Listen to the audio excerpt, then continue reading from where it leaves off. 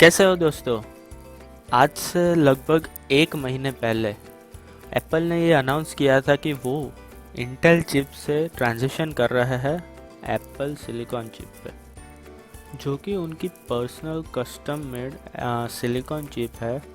तो आज हम देखेंगे कि क्यों एप्पल ने ये स्टेप लिया और क्या हमें नए मैकबुक के लिए वेट करना चाहिए जिसमें एप्पल सिलिकॉन चिप है, या फिर इस समय इंटेल बेस्ड मैकबुक खरीद लेने चाहिए।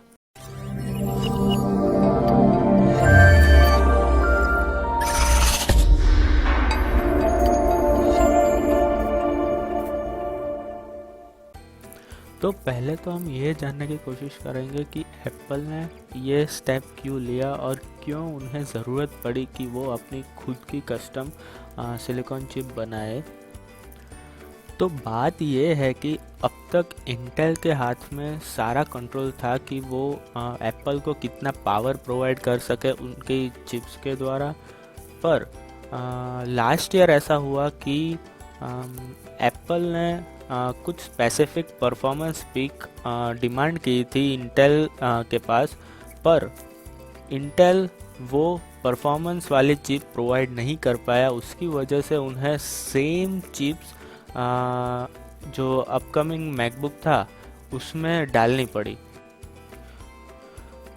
पर एप्पल को हाई पावरफुल चिप्स की ज़रूरत पड़ने लगी क्योंकि वो अपकमिंग प्रोजेक्ट्स जैसे कि ग्लासेस, एआर किट और वगैरह प्रोजेक्ट के लिए उन्हें जो चिप्स चाहिए वो इंटेल नहीं दे पा रहा है।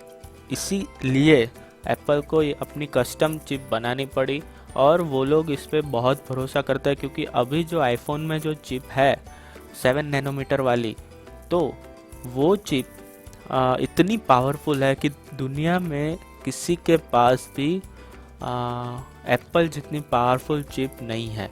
उनका R&D यानी कि रिसर्च एंड डेवलपमेंट इतना स्ट्रॉन्ग है कि कोई भी मार्केट में उनसे कम्पीट नहीं कर पा रहा है चिप्स के मामले में। पर अब बात ये आती है कि अगर मुझे अभी मैकबुक खरीदना है तो मैं क्या वेट करूं कि जो नई एप्पल सिलिकॉन चिप है वो आए, मुझे ज़्यादा परफॉर्मेंस मिले, या फिर मुझे अभी ही इंटेल बेस्ड चिप ले लेनी चाहिए।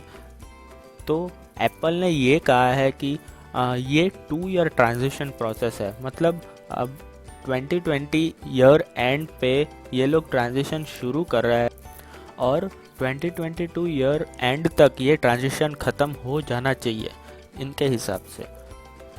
तो अब ये ट्रांजिशन पीरियड क्यों? क्योंकि सारे ऐप्स और सॉफ्टवेयर अभी इंटेल बेस्ड चिप के ऊपर चल रहे हैं। मतलब कि डेवलपर ने ऐप्स और सॉफ्टवेयर्स है वो सारे के सारे इंटेल चिप के ऊपर बनाए हैं।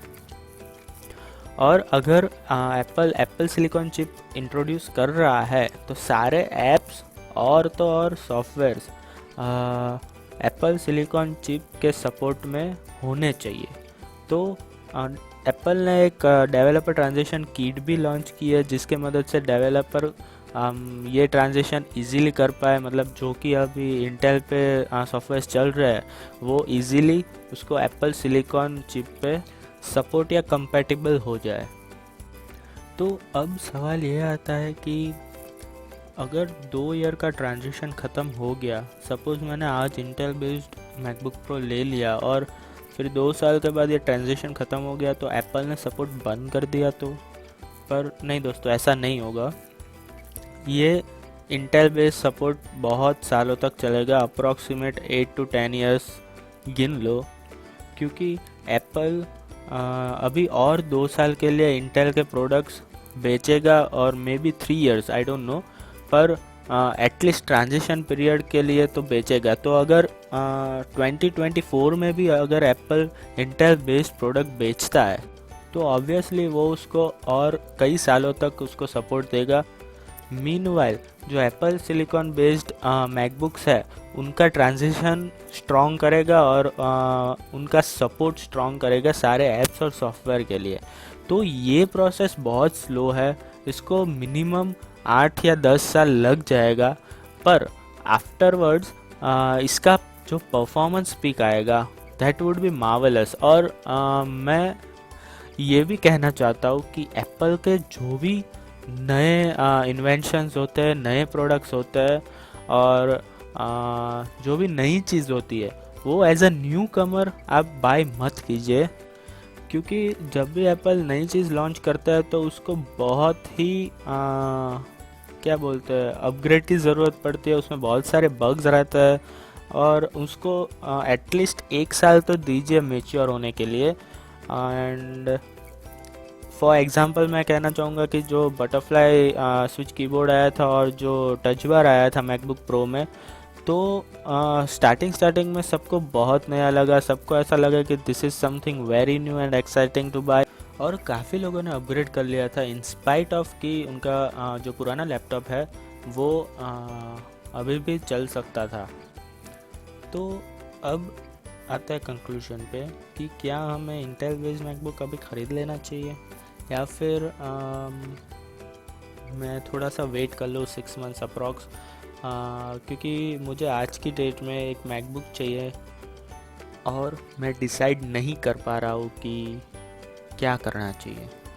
तो मेरे हिसाब से आपको definitely Intel based MacBook pro ले लेना चाहिए, क्योंकि अभी उसमें फुल सपोर्ट है, सारे ऐप, सारे सॉफ्टवेयर, सब कुछ प्रॉपरली रन हो रहा है।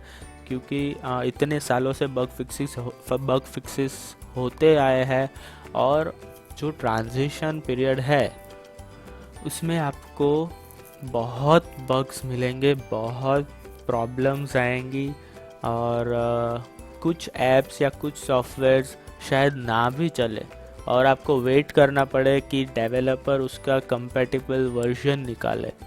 और ये इंटेल बेस्ड लैपटॉप का सपोर्ट भी ख़त्म नहीं होने वाला है। और ऐसा भी नहीं है कि इंटेल बेस्ड लैपटॉप का सपोर्ट एप्पल बंद कर देंगे। दिस इज़ नॉट पॉसिबल, क्योंकि फिर उनका मार्केट पूरा टूट जाएगा। So according to me, if I am a Mac buyer, मैं अभी इंटेल बेस्ड प्रोडक्ट ले लूँगा। फिर 5, 6 या 7, 8 साल के बाद जब Apple silicon MacBook pro mature हो चुका होगा, सारे के सारा ट्रांजिशन कंप्लीट हो चुका होगा, सारे सॉफ्टवेयर ऐप्स कंपैटिबल होंगे, तब जाके मैं एप्पल सिलिकॉन वाला मैकबुक लूँगा और उसका परफॉर्मेंस का पूरा फ़ायदा उठाऊँगा। तो आप लोग अगर मुझे नहीं जानते हो, मैं कंप्यूटर इंजीनियर हूँ, और मुझे ये चैनल स्टार्ट करने का एक ही रीज़न है कि इंडिया में बहुत लोग अनअवेयर है टेक्नोलॉजी के रिलेटेड, और प्रॉपर नॉलेज कोई दे नहीं रहा है। तो ये चैनल स्टार्ट करने का इनिशिएटिव इसीलिए लिया गया है कि अपन इंडिया के लोगों को प्रॉपर थरो नॉलेज दे। तो बस यही रिक्वेस्ट है कि ये चैनल को सब्सक्राइब कीजिए, ये इनिशिएटिव को सपोर्ट कीजिए, ताकि मैं ज़्यादा से ज़्यादा इंडियंस को थरो नॉलेज दे पाऊँ।